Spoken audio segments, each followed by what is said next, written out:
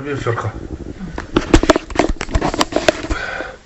طبعا أمين فرقة بكون له صلة مع كل الناس، مع كل الجهات، وهو اللي خبرنا مشان نروح على دورة التدريب على السلاح.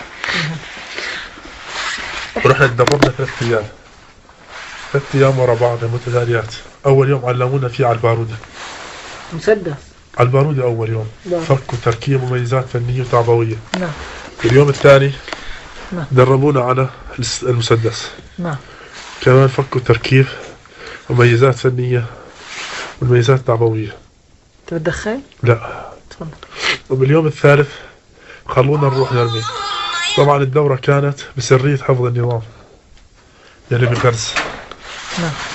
يلي بغرز. نعم. والرمي كان بحقل الرمي اللي بغرز. خلونا يعني الأمن أخذكم ووظفكم وعلمكم على الرمي مشان يجي يوم تشتغلوا شبيحة. أنت شو بتلاقي له تفسير؟ هم كانوا يقولون مشان ندافع، إذا اضطرينا للدفاع ندافع عن حالنا. دافعوا عن حالكم. إيه. شو أنتم مستهدفين من قبل من؟ ما بعرف. طيب سؤال، تفضل. ليش انت بالذات؟ ليش انتوا بالذات؟ ليش مو كل الشعب؟ راح في معنا ناس من الزوامل، قلت لك راح ياسر الزباني.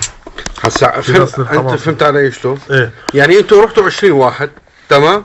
هذول كانوا من الرياض ولا؟ طيب في عندنا 23 مليون بني ادم بسوريا. صح. مزبوط؟ اي. طيب ليش انتقوكم انتوا بالذات مشان تعملوا حالكم؟ لهالدرجه انتوا الوحيدين المستهدفين من قبل العصابات المسلحه؟ لا. لك؟ اكيد لا. انا ماني عامل شيء، العصابات تستهدفني. طيب يوسف المنجر شو بتعرف عنه؟ يوسف المنجر محامي، معه دكتوراه بالحقوق. نعم. وعنده مخبر اسنان بالبلد. هو على طريق السد. نعم. على طريق السد. ايوه. ايه. هو محامي وله اتصالات مع كل الجهات. مخبر يعني.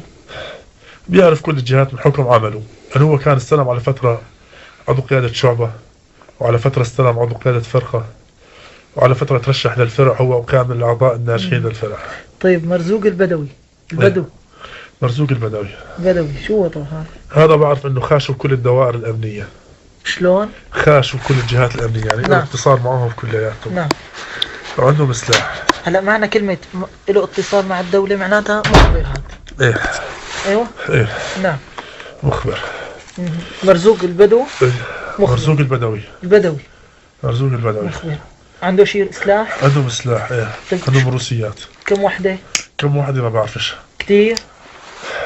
اتوقع انه كثير. طيب يا ابو علي، مين سلموا